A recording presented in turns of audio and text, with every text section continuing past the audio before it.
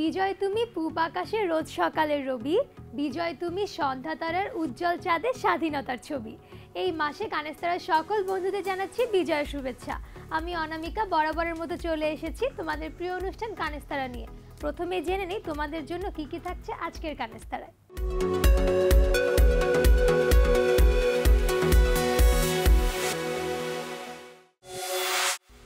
বিজয়, বিড়ি ফ্যাক্টরিতে শিশু শ্রম, বিপিএল 2015, ওয়াদা দ্য নিউজ এবং আমার চোখে আমার কথা। বিজয়ের মাস ডিসেম্বর, আমাদের গর্বের মাস, উদযাপনের মাস। এই মাসে যেমন আছে হারানোর বেদনা, তেমনি আছে অর্জনের গর্ব। আমাদের কিছু বন্ধু জানিয়েছে তাদের কাছে বিজয় মানে কি। এরপর আমরা দেখব দুইটি বিজয়ের গল্প। বিজয় মানে হচ্ছে আমি একা না, সবাই মিলে ভালো জিনিস অর্জন করাই হচ্ছে বিজয়। বিজয় মানে ফ্রিডম, ভালোভাবে থাকার স্বাধীনতা। বিজয়ের মাধ্যমে কোনো নেতিবাচক প্রভাব পড়তে পারে, যে আমার মধ্যে অহংকার আসতে পারে বা অন্যদেরকে আমি ছোট বলে মনে করতে পারি। কিন্তু বিজয়ের মাধ্যমে আমার মনে এটা আসতে হবে যে আমি সবার চেয়ে ভালো আছি, কিন্তু তাদেরকেও আমাদের এটা শেখাতে হবে যে কিভাবে আমি বিজয়টা অর্জন করলাম এবং তাদেরকে এটা বোঝাতে হবে। লাইফে একটা লক্ষ্য নিয়ে থাকি যে আমার এই লাইফে এই লক্ষ্যটা পৌঁছাতে হবে, সেই ক্ষেত্রে যদি আমরা পরিশ্রম করে অর্জন করতে পারি সেটা আমার কাছে বিজয়। বিজয় মানে হলো কারো মন জয় করা। বন্ধু বান্ধব মিলে যদি কোথায় ঘুরতে যায় এবং এনজয় করে, সেটা আমাদের বিজয়। বিজয় মানে রাজাকার মুক্ত বাংলাদেশ। আমরা যখন মরতে শিখেছি তখন কেউ আমাদের দমাতে পারবে না।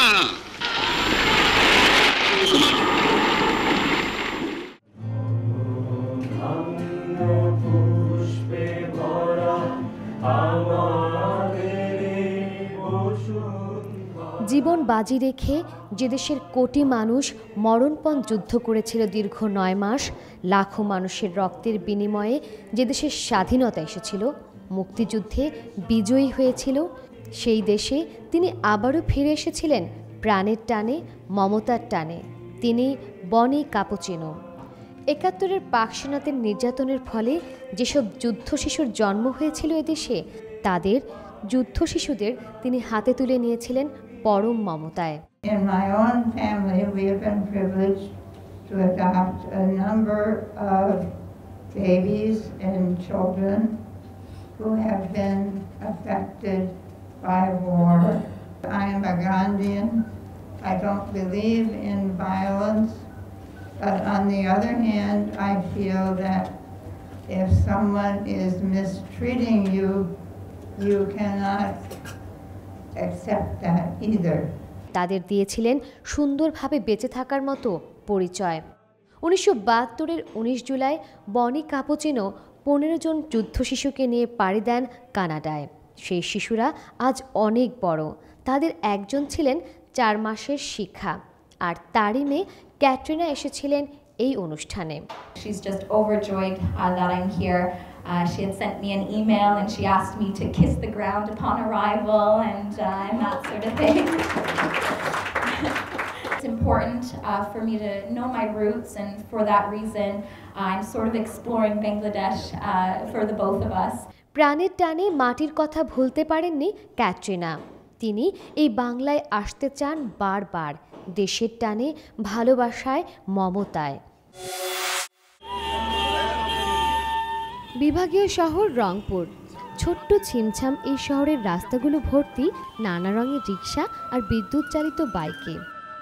প্রতিদিন ব্যস্ত মানুষের পরিবহনের কাজে শহরের এই মাথা থেকে ও মাথা পর্যন্ত ছুটে বেড়ায় এসব যানবাহন। ব্যস্ত এই শহরে চোখে পড়ে ছোট্ট অটো চালক ওমর ফারুককে। দুরন্ত তার পথ চলা, প্রতিদিন শহর পার করে মহাসড়ক পর্যন্ত অসংখ্য মানুষকে সাথে নিয়ে ছুটে চলে সে, পৌঁছে দেয় নিরাপদ গন্তব্যে। বিনিময়ে আসে বেঁচে থাকবার অর্থ।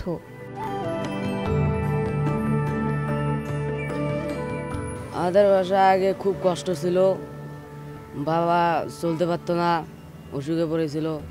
এখন আমি কামাই করি বাসা খরচ মোটামুটি ভালোই চলে। এখন যা 2 টাকা ঢোকে ওইটা আমার বাপের অসুখে কাজে লাগাই। বাবাও শান্তি থাকে, মাও শান্তি থাকে, আমিও শান্তি থাকি, মনটাও শান্তি থাকে। বয়সে ছোট হলেও অটো চালিয়ে পরিবারের মুখে হাসি ফুটিয়েছে সে। একসময় কাঁপা কাঁপা হাতে বাইক চালানো ওমর এখন স্বপ্ন দেখে একদিন অনেক বড় কিছু করে দেখাবার। আর ভাইয়ের বাসায় এসে আমি গাড়ি চলা শিখতেছি। আমার ভাই যখন আমার গাড়ি চলা শিখাইলো তখন আমি নিজে একটা গাড়ি নিয়ে ড্রাইভারি করলাম। করার পর আমি এখন নিজেই গাড়ি চলাই, সৎ পথে থাকি, সৎ পথে কামাই করি, কোনো মানুষের ক্ষতি করি না। সেই স্বপ্নটাকে দেখতে আরও বাড়িয়ে নিতে সমবয়সী অনেকেই অনুপ্রেরণা যোগায় ওমরকে। ও খাবে কিভাবে? এখন ও কর্ম করে লেখাপড়ার ফাঁকে ফাঁকে কাজটা করতে পারবে, মানে মেকআপ করে নিতে পারবে। আমি বলতে চাই যে আমাদের রংপুরে সেরকম একটা প্রতিষ্ঠান হোক যারা বিনা পয়সায় পড়াতে চায়। দিনে কাজ করে রাতে লেখাপড়া করবে, এই বিষয়টা যদি ওদের বোঝায় দেওয়া যায় তাহলে ওরা একটু আগাই দিতে পারবে। ওমর ফারুক একা নয়, সমস্যা আর দারিদ্রতাকে জিতে নিতে এই শহরের অনেক শিশুই আজ হাতে নিয়েছে অটোরিকশার হুইল। তবে কেবল এখানেই নয়, জীবনকে আরও এগিয়ে নিতে ছোট্ট এই ফারুকদের হাতে তুলে নিতে হবে পড়াশোনার বই খাতাটিও। দারিদ্র্যকে জয় করেছে ওমর ফারুক, হাতে তুলে নিয়েছে বড় দায়িত্ব। তার এই পরিবারের অর্থনৈতিক অংশগ্রহণকে হয়তো সাধুবাদ দেওয়া যায়, কিন্তু রংপুরের কিছু শিশু অর্থ উপার্জন করতে গিয়ে হাতে তুলে নিয়েছে তামাক। রংপুর শহর ছেড়ে প্রায় 7 কিলোমিটার দূরের ছায়াশনিবির শান্ত এক গ্রাম মৌভাষা। ছবির মতো সাজানো এই গ্রামেই থাকে মারুফা, বিথি, ফুলমতিরা। একটু সচ্ছল পরিবারে থাকা শিশুদের মতো পড়াশোনা কিংবা নিশ্চিন্ত মনে খেলাধুলো নয়, সরল হাসি মুখের এই শিশুরা ভালোভাবে বেঁচে থাকার জন্য ছোট্ট বয়স থেকে জড়িয়ে পড়ছে বিড়ি বানাবার কাজে। ভাইয়েরা অথবা আমার স্বামীরা যারা এই যে ফ্যাক্টরিতে এটি নিয়ে যাবে, তামাক দিবে, আবার মোড়াবে, আবার প্যাকেট করিয়া জমা দিবে, সেটার দাম সর্বমোট আমার বানা সহ ও পাবে 26 টাকা। মৌভাষা গ্রামের এই শিশুরা তাদের পরিবারের সাথে সকাল থেকে রাত অবধি বেশিরভাগ সময় কাটায় বিড়ি বানাবার কাজে, যার বিনিময়ে তারা পায় নামমাত্র মজুরি। তারপরও বাবা মায়ের পাশে কাজে বসে পড়ে এই পিছিয়ে পড়া শিশুরা। বড়দের থেকে কাজ শেখে এই শিশুরা। নিবিড় মনোযোগে বিড়ি বানিয়ে চলা এসব শিশুর কাছে বিড়ি বানানোটাই সবচেয়ে জরুরি। তাদের স্বপ্ন এসে থেমে যায় এখানেই। 1000 বিড়ি বানাই, 5 টাকা পাই আমি বড় হয়ে ডাক্তার হব। যারা বিড়ি খেয়ে অসুস্থ হয় তাদের সেবা করব। রংপুর বিভাগের হাড়াগাছ, গঙ্গাছড়ার অসংখ্য গ্রামের এমন দৃশ্য চোখে পড়ে। তামাক আর বিড়ির আড়ালে এখানকার অসংখ্য শিশু হারিয়ে ফেলছে তাদের এগিয়ে যাওয়ার স্বপ্ন। অনেকেই পড়াশোনা ফেলে কেবলমাত্র বিড়ি তৈরির কাজই করছে, আর স্বল্প মজুরিতে তাদের শৈশবের স্বপ্ন কিনে বিত্তবান হচ্ছেন কারখানা মালিকেরা। 4টার সময় বাড়ি আসি, তারপর 4টার সময় কোচিং করি, 6টার সময় আসি। যে এখন সময়টা বিড়ি করে রাতে পড়া করে। তারপরেও অনেকেরই আশা একসময় শিশুরা শৈশব ফিরে পাবে এগিয়ে যাবার সাহস। বিজয়ের গল্প করছিলাম। বাংলাদেশে চলছে ক্রিকেটের বিজয়ের সময়। পুরো 2015 জুড়ে বাংলাদেশ ক্রিকেট টিম দেখিয়েছে দারুণ সাফল্য। তারই ধারাবাহিকতা হচ্ছে ক্রিকেটে বাংলাদেশের আসর বিপিএল।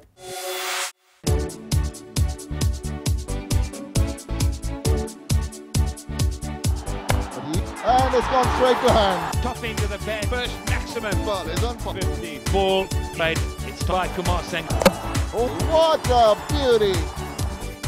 আবার শুরু হয়েছে বিপিএল এর জমজমাট আয়োজন। সাকিব, মুস্তাফিজ, মুশফিকের সাথে খেলছে গেল, সাঙ্গাকারা, আফ্রিদির মতো গ্যালারি মাতানো সব খেলোয়াড়। আর সেই খেলা নিয়ে সবার উন্মাদনা যেন পৌঁছে গেছে চূড়ান্ত পারদে।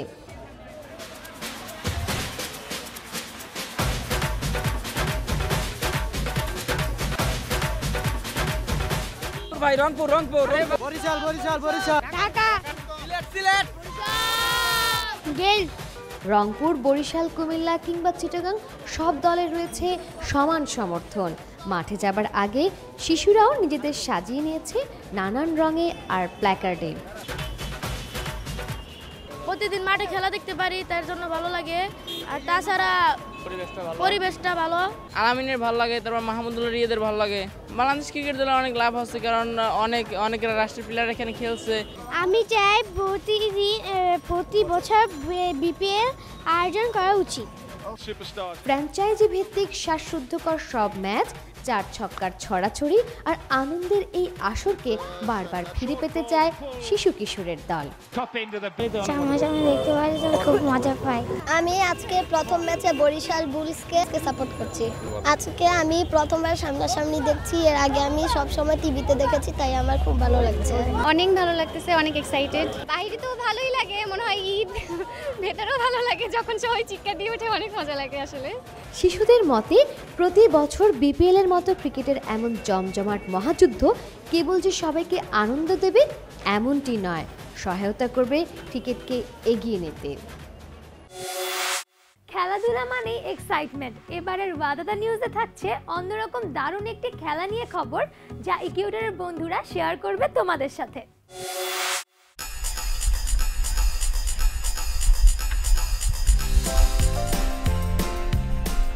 ক্লাইম্বিং একটা মজার খেলা। উঁচু নিচু খাড়া দেওয়াল বেয়ে উপরে ওঠার নামই ক্লাইম্বিং। এই খেলার সময় একাগ্রতার প্রয়োজন হয়। ঠিক কোন জায়গায় পরবর্তী পা রাখা হবে প্রতি সেকেন্ডে তাই ভাবতে হয়। আর এটাই হচ্ছে ধীরে ধীরে এই বিশাল পথ পাড়ি দেওয়ার মূল পন্থা। ক্লাইম্বিং করে এমন কিছু বন্ধুর সাথে চলো কথা বলা যাক এবার।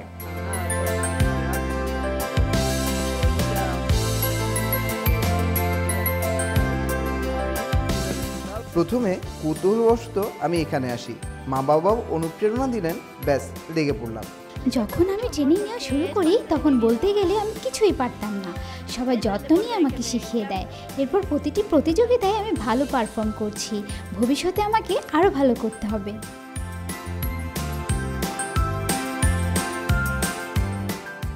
এই খেলার জন্য প্রয়োজন হয় অধ্যাবসায়, কঠোর পরিশ্রম আর ধৈর্য, যা শারীরিক শক্তি, মানসিক সামর্থ্য বাড়াতে সাহায্য করে।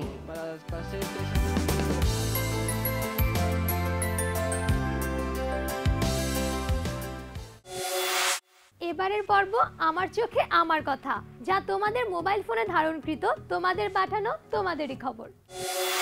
আমার নাম মোহাম্মদ রাশিদুল ইসলাম। আমি আবেদিন রেসিডেন্সিয়াল মডেল স্কুলের ৫ম শ্রেণীর ছাত্র। আমার চোখে আমার কথায় আমাদের এলাকার কয়েকটি সমস্যার কথা তুলে ধরছি। পূর্ব রামপুরা অগ্নিশিখা গলিতে আমরা থাকি। আমাদের এই গলিতে ময়লা পানি ওঠে, তার জন্য আমাদের সাপ্লাইয়ের পানি অনেক দূষিত হয়। এর জন্য আমাদের অনেক কষ্ট হয়, আমরা অনেক দূর থেকে পানি এনে খাওয়া লাগে। এই রাস্তায় ময়লা পানির জন্য অনেক ধরনের মশা মাছি এবং দুর্গন্ধ আসে, তার জন্য আমরা স্কুলে যেতে অনেক সমস্যা হয়। আমাদের আরেকটি সমস্যা হলো আমাদের এই এলাকায় সকাল 5টা হতে সন্ধ্যা 7টা পর্যন্ত গ্যাস থাকে না, রান্না বান্না করা যায় না, অনেক সমস্যা হয়। তার জন্য আমরা ঠিক মতো রান্না বান্না করতে পারি না। আমাদের এই সমস্যাগুলো আমার চোখে আমার কথা আমি তুলে ধরলাম। আমি চাই যে এই সমস্যাগুলো সমাধান হোক। তুমিও তোমার আশেপাশের সমস্যা কিংবা সাফল্যের গল্প মোবাইল ফোনে রেকর্ড করে পাঠিয়ে দিতে পারো আমাদের কাছে। ধারণকৃত ভিডিওটি ইমেল করো report@kanestar.com এ। এছাড়া তোমাদের মতামত জানাতে এবং জানতে ব্রাউজ করতে পারো www.kanestar.com। আমাদেরকে SMS করতে পারো 01515610610 এই নম্বরে। ফেসবুক পেজ কানেস্তারায় লাইক দিয়ে সাথে থাকো, সচেতন থাকো, ভালো থাকো। দেখা হবে আগামী পর্বে। শুভ সন্ধ্যা।